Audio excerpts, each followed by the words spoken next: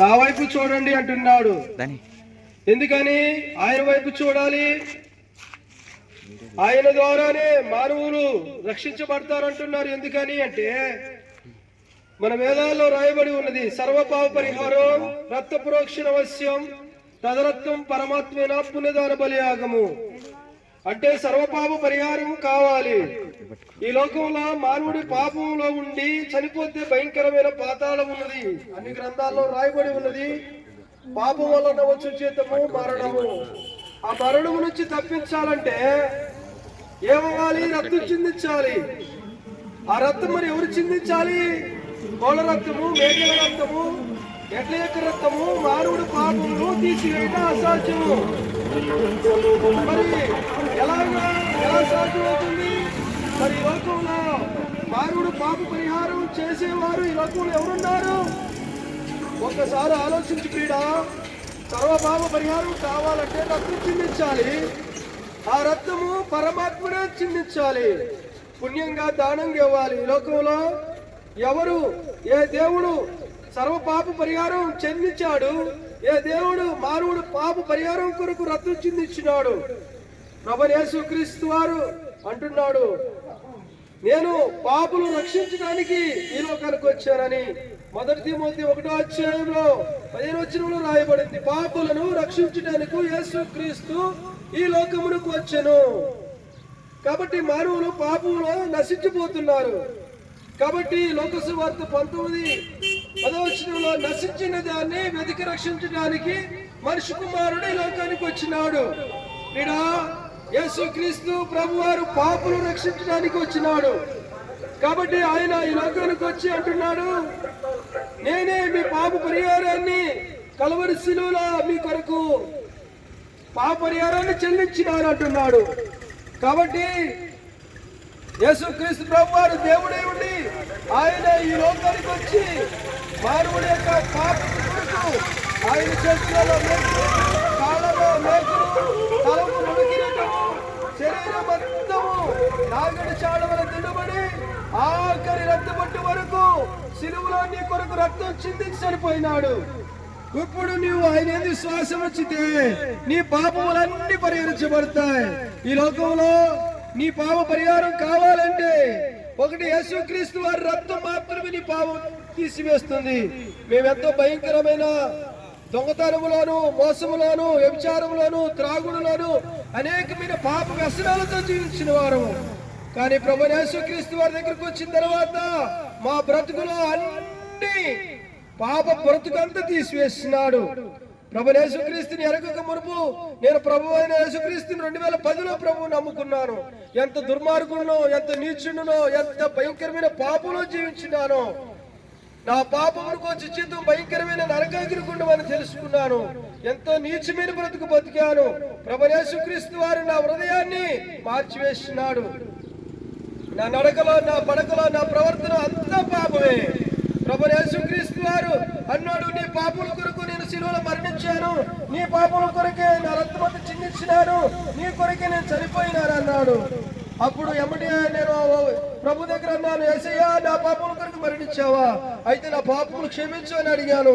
ప్రభు యేసుక్రీస్తు వారు నా పాపములన్నీ క్షమించినాడు. హృదయంలో ఎంతో సంతోషము, నెమ్మది ఉన్నది.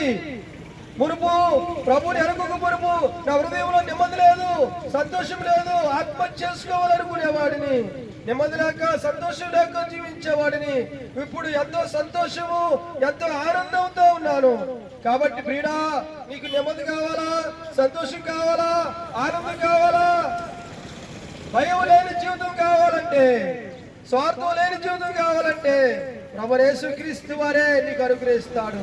కాబట్టి అప్పుడు కాటి నుంచి ఇప్పుడు వరకు పాపం లేకుండా, ఏ చిన్న అబద్ధం లేకుండా బ్రతుకుతున్నాం. ఎంతో పవిత్రంగా, పరిశుద్ధంగా జీవిస్తున్నాం. అందుకే దేవుడు అంటున్నాడు, నా వైపు చూడండి, పాపలను పరిశుద్ధంగా చేసేవాడు నేనే అంటున్నాడు. ప్రభువునందు విశ్వాసం ఉంచుతావా? అప్పుడు నీవు, నీటి వారందరూ రక్షించబడతారు. కాబట్టి యేసుక్రీస్తే పాపుల రక్షకుడు, పాపును చిడిపించేవాడు. ఈ లోకంలో ఎక్కడికి వెళ్ళినా నీ పాపలు పరిహరించబడవు. యేసుక్రీస్తు ప్రభు వారు మాత్రమే నీ పాపలు పరిహరిస్తాడు. ప్రభువునందు విశ్వాసం ఉంచు, అప్పుడు నీవు నీటి వారందరూ రక్షించబడతారు. మీకోసం ప్రార్థన చేస్తాం. ప్రార్థన. మోకరిద్దాం. ప్రేమగా తండ్రి, పరిశుద్ధ ప్రభువా, కృపగల మా దేవ, నమ్మదగిన దేవుడా, స్తోత్రం తండ్రి. ఈ దినం ప్రభువా నీ దాసుడైన చింతలపడ గ్రామంలో బస్టాండ్ ప్రాంతంలో దేవుని యొక్క వాక్యం వినిపించారు. ఎంతమంది అయితే ఈ వాక్యం విని ఉన్నారో వారి కుటుంబాలకు నెమ్మది, సంతోషం, సమాధానం తండ్రి. యేసుక్రీస్తు లోక రక్షకుడు, పాప రక్షకుడు. ఆయన మన కొరకు చనిపోయి ఉన్నాడు, తిరిగి లేచి ఉన్నాడు. ఆయన ద్వారా పాపాలు క్షమించబడుతున్నాయి, సమాధానం కలిగి ఉంటాం. అనేకమైన మాటలతో వినిపించడానికే స్తోత్రం తెలియజేస్తున్నాం. చెప్పబడిన మాట దీవించి ఆశ్రయించండి. ఎంతమంది అయితే కరపతగా తీసుకున్నారో వారు చదువుకొని ఆత్మీయతకు సహాయం చేయండి. యేసుక్రీస్తు వారు అందరికీ ప్రభువుని సెలవిచ్చారు. అందరూ బాధలు భరించిన వాడు కావున్నావు, అందరు కష్టం తీసివేయడానికి వచ్చిన వాడు కావున్నావు. నువ్వు చూపిన అపారమైన ప్రేమ బట్టి వందం తెలియజేస్తూ తలవంచిన ప్రతి వారికి నీ కాపు నింపమని మా ప్రభువును రక్షకుడు యేసుక్రీస్తు పేట ప్రార్థిస్తున్నాం తండ్రి, ఆమేన్. రక్షకుడు యేసువారు రక్షకుడుగా ఈ భూమి మీదకి 2023వ సంవత్సర క్రితమే ఈ భూమి మీదకి నరుపిగా ఒక బాల యేసుగా ఒక శిశువుగా జన్మించి ఉన్నాడు. ఎవరి కొరకు జన్మించి ఉన్నాడు? నీ కొరకు, నా కొరకు. మనం ఎలాంటి వారం అంటే పాపులము దేవుని బిడ్డలారా. ఎందుకంటే నా పరిశుద్ధమైన గ్రంథం ఈ విధంగా సెలవిస్తున్నది, నేను పాపంలోనే పుట్టిన వాడుగా ఉన్నాను, పాపములోనే నా తల్లి నన్ను గర్భం ధరించినట్టుగా పరిశుద్ధమైన గ్రంథం తెలియజేస్తున్నది. ప్రేమైన దేవుడు ఉన్నాడు. ఆ జ్ఞాన కాలమున దేవుడు చూచినట్టుగా ఉన్నాడు. ఇప్పుడైతే అంతటను మారు మనసు పొందాలని సేవించాడు. యేసుక్రీస్తు వారు అందరినీ ప్రేమిస్తున్నాడు. ఆయన శాశ్వతమైన ప్రేమతో ప్రేమించిన వాడుగా ఉన్నాడు. ఈ లోకంలో చూడండి, నశించిన మానవుని రక్షించవచ్చిన నశించి కాపాడవాడు. నువ్వు ఎలాంటి వాడమైనా సరే, ఎలాంటి ఇబ్బందులు ఉన్నా సరే, నా పాపములు కూడా క్షమించబడాలంటే ఎన్ని చేసినప్పటికీ మన పాపములు క్షమించబడవు. కానీ పరిశుద్ధమైన గ్రంథం ద్వారా దేవుని యొక్క వాక్యం తెలియజేస్తుందంటే మంచి క్రియ ద్వారా మన దేవుని దగ్గర రానివ్వండి. మంచి పనులు చేయడం వల్ల మన పాపాలు క్షమించబడవు. ఎందుకంటే గన దేవుడి యొక్క వాక్యం తెలియజేస్తుంది. బిడ్డరా,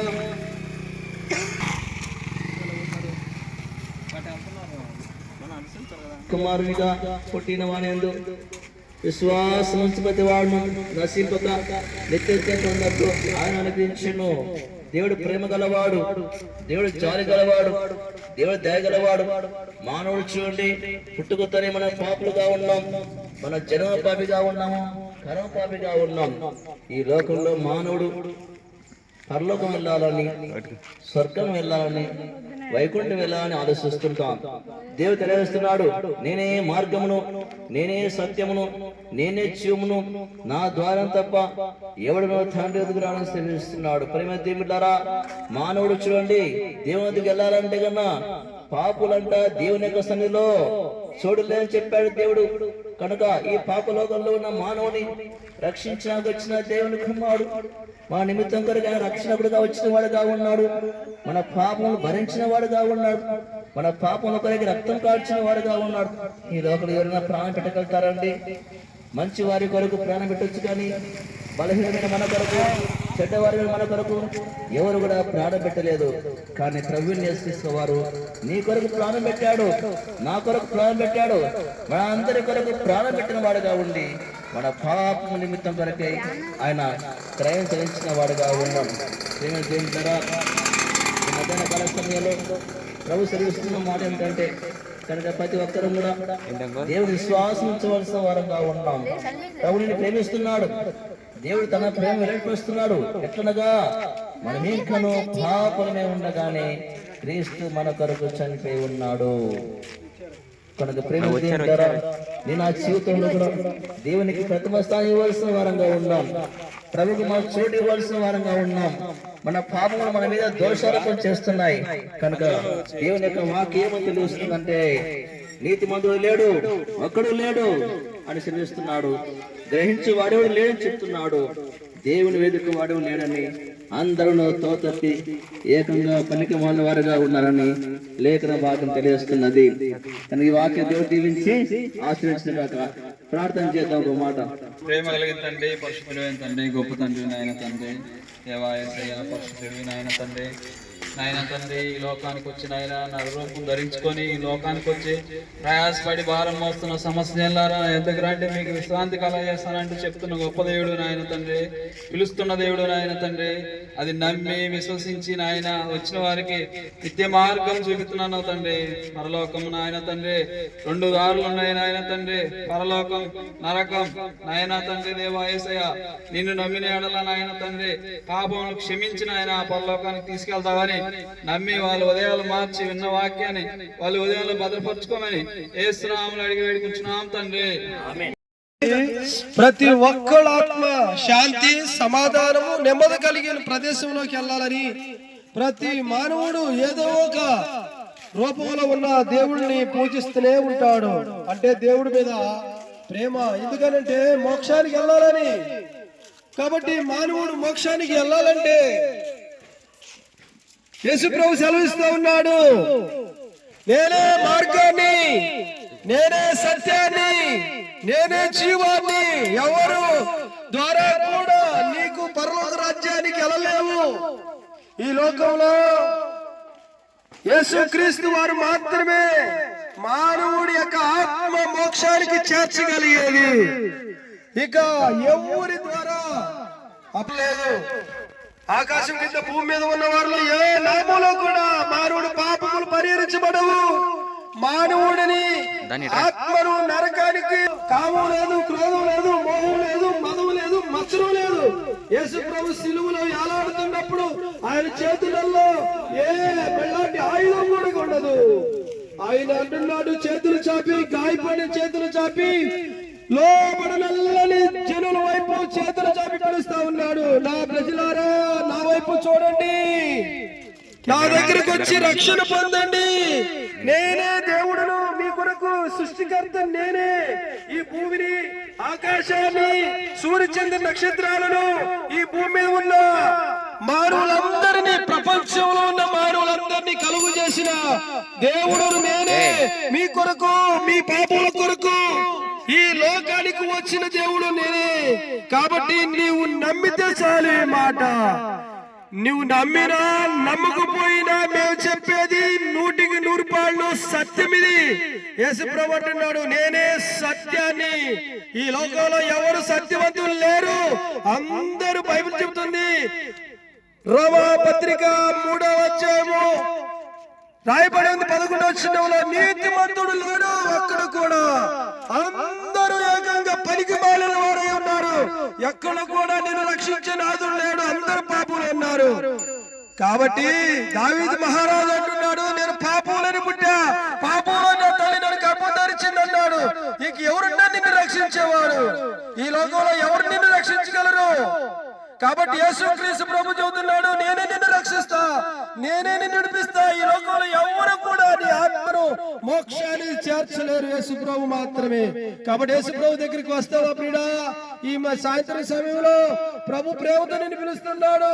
మానవుడికి 2 దారులు ఉన్నాయి, ఒకటి నరకము, రెండవది మోక్షము, అది పరలోకము. అది నీకు కావాలా? అయితే ప్రభు దగ్గరికి రా. యేసుక్రీస్తు రక్తంలో నీ పాపములు కడుక్కో. యేసు ప్రభు నిజమైన దేవుడని, ఆయన పాపల రక్షకుడని, ఆయన పాపములను మాత్రమే పిలుస్తున్న దేవుడు. నీతిమంతులకు యేసు ప్రభు అవసరం లేదండి. పాపంలో ఉన్న వారికి యేసు ప్రభు అవసరం, పాపం లేని వారికి యేసు ప్రభుతో పనే లేదు. కాబట్టి నీవులో పాపం ఉందంటే యేసు ప్రభు దగ్గరికి త్వరగా రా. పాపమునకు విరుగుడు యేసు ప్రభు దగ్గర ఉన్నది. యేసుక్రీస్తు రక్తమే పాపమునకు విరుగుడు. తొందరగా ఆలస్యం చేయకుండా రా. ఇప్పుడు క్యాన్సర్ రోగం వస్తే తొందరగా వెళ్ళకపోతే ఏమవుతారు? ఎమ్మటే అది మానవుడు పాడు చేస్తుంది. అలాగే పాప రోగం అది భయంకరమైనది. అది నువ్వు తొందరగా రాకపోతే తొందరగా దీపం ఉండగా నీళ్ళు సంగ పెట్టుకో. రేపేమి సంబంధించి తెలీదు. ఇవాళ కనపడ్డాడు, రేపొద్దున కనపడలేదు, బయటికి వెళ్ళాడు రావట్లేదు. ఎన్నో నిమిషానికి ఎంతమంది చచ్చిపోతున్నారంటే 100 మంది, శకానికి 100 మంది చచ్చిపోతున్నారు ప్రపంచం మొత్తం మీద. కాబట్టి రేపేం సంబంధించి నీకు తెలియదు. చచ్చిపోతే ఎక్కడికి వెళ్తావు? దేవుడి దగ్గరికి వెళ్ళాలి, మోక్షానికి వెళ్ళాలి.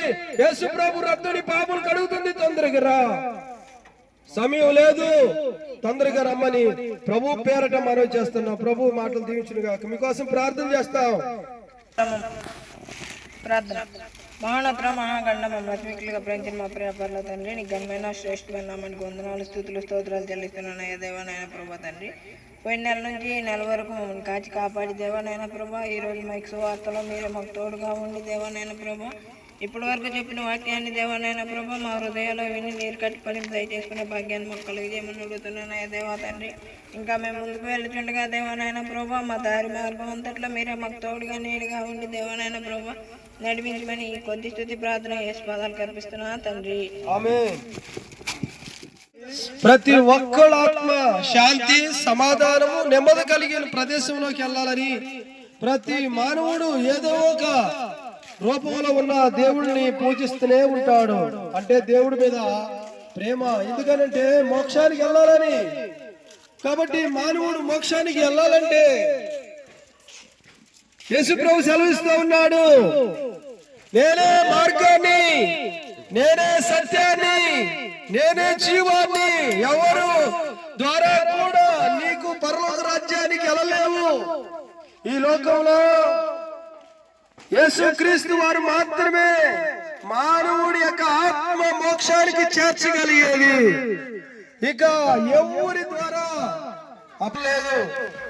ఆకాశం కింద భూమి మీద ఉన్న వారిలో ఏ నామంలో కూడా మానవుడు పాపములు పరిహరించబడవు. మానవుడిని ఆత్మను నరకానికి కామం లేదు, క్రోధం లేదు, మోహం లేదు, మదం లేదు, మత్సరం లేదు. యేసు ప్రభు సిలువలో ఏలాడుతున్నప్పుడు ఆయన చేతులలో ఏ పెళ్ళాంటి ఆయుధం కూడా ఉండదు. ఆయన అంటున్నాడు, చేతులు చాపి, గాయపడిన చేతులు చాపి లోపల నల్లని జనుల వైపు చేతులు చాపి పిలుస్తా ఉన్నాడు, నా ప్రజలారా నా వైపు చూడండి, నా దగ్గరకు వచ్చి రక్షణ పొందండి. నేనే దేవుడును, మీ కొరకు సృష్టికర్త నేనే. ఈ భూమిని, ఆకాశాన్ని, సూర్యచంద్ర నక్షత్రాలను, ఈ భూమి మీద ఉన్న మానవులందరినీ, ప్రపంచంలో ఉన్న మానవులందరినీ కలుగు చేసిన దేవుడు నేనే. మీ కొరకు, మీ పాపముల కొరకు ఈ లోకానికి వచ్చిన దేవుడు నేనే. కాబట్టి నీవు నమ్మితే చాలు. ఈ మాట నువ్వు నమ్మినా నమ్మకపోయినా మేము చెప్పేది 100% సత్యం. ఇది యేసుప్రభు అంటున్నాడు, నేనే సత్యాన్ని. ఈ లోకంలో ఎవరు సత్యవంతులు లేరు, అందరూ బైబిల్ చెబుతుంది. రోమా పత్రిక 3వ అధ్యాయము రాయబడి ఉంది 11వ వచనంలో, నీతిమంతుడు లేడు అక్కడ కూడా, అందరూ ఏకంగా పనికి మాలిన వారై ఉన్నారు, ఎక్కడ కూడా నేను రక్షించే నాదుడు లేడు, అందరూ పాపులు ఉన్నారు. కాబట్టి దావీదు మహారాజు అంటున్నాడు, నేను పాపులని పుట్టా, పాపంలో నా తల్లి నన్ను గర్భధరించింది అన్నాడు. ఇక ఎవరున్నా నిన్ను రక్షించేవాడు? ఈ లోకంలో ఎవరు నిన్ను రక్షించగలరు? కాబట్టి యేసుక్రీస్తు ప్రభు చెబుతున్నాడు, నేనే నిన్ను రక్షిస్తా, నేనే నిన్ను నడిపిస్తా. ఈ లోకంలో ఎవరు కూడా నీ ఆత్మను మోక్షాన్ని చేర్చలేరు, యేసు ప్రభు మాత్రమే. కాబట్టి యేసు ప్రభు దగ్గరికి వస్తావా ప్రియుడా? ఈ సాయంత్రం సమయంలో ప్రభు ప్రేమతో నిన్ను పిలుస్తున్నాడు.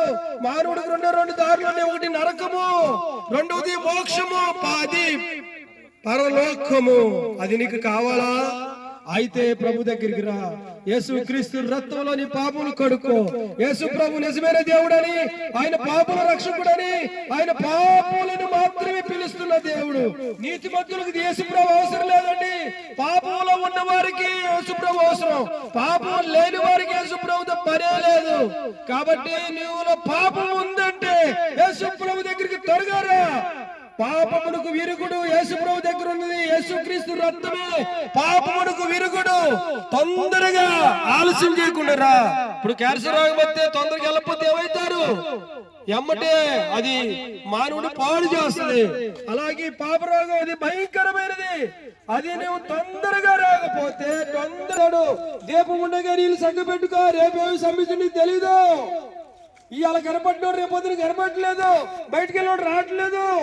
ఎన్నో నిమిషానికి ఎంతమంది చచ్చిపోతున్నారంటే 100 మంది, శకానికి 100 మంది చచ్చిపోతున్నారు ప్రపంచం మొత్తం మీద. కాబట్టి రేపేం సంబంధించి నీకు తెలియదు. చచ్చిపోతే ఎక్కడికి వెళ్తావు? దేవుడి దగ్గరికి వెళ్ళాలి, మోక్షానికి వెళ్ళాలి. యేసు ప్రభు రక్తాన్ని పాపలు కడుగుతుంది. తొందరగా రా, సమయం లేదు, తొందరగా రమ్మని ప్రభు పేరట మనవి చేస్తున్నాం. ప్రభు మాటలు దీవించునుగాక. మీకోసం ప్రార్థన చేస్తాం. ప్రార్థన. మహోన్నత మహాగండ మమ్మల్ని లక్ష్మికులుగా ప్రేమించిన మా ప్రియ పరలోక తండ్రి నీ ఘనమైన శ్రేష్టమైన నామానికి వందనాలు స్తుతులు స్తోత్రాలు చెల్లిస్తున్నాను అయ్యా దేవా నాయన ప్రభా తండ్రి. పోయిన నెల నుంచి ఈ నెల వరకు మమ్మల్ని కాచి కాపాడి దేవా నాయన ప్రభా. ఈరోజు మైక్ సువార్తలో మీరే మాకు తోడుగా ఉండి దేవా నాయన ప్రభా. ఇప్పటి వరకు చెప్పిన వాక్యాన్ని దేవా నాయన ప్రభా మా హృదయాల్లో విని నీరు కట్టి పడింపు దయచేసుకునే భాగ్యాన్ని మాకు కలిగజేయమని అడుగుతున్నాను అయ్యా దేవా తండ్రి. ఇంకా మేము ముందుకు వెళ్తుండగా దేవా నాయన ప్రభా మా దారి మార్గం అంతట్లో మీరే మాకు తోడుగా నీడుగా ఉండి దేవా నాయన ప్రభా నడిపించమని ఈ కొద్ది స్తుతి ప్రార్థన యేసు పాదాలు కనిపిస్తున్నా తండ్రి.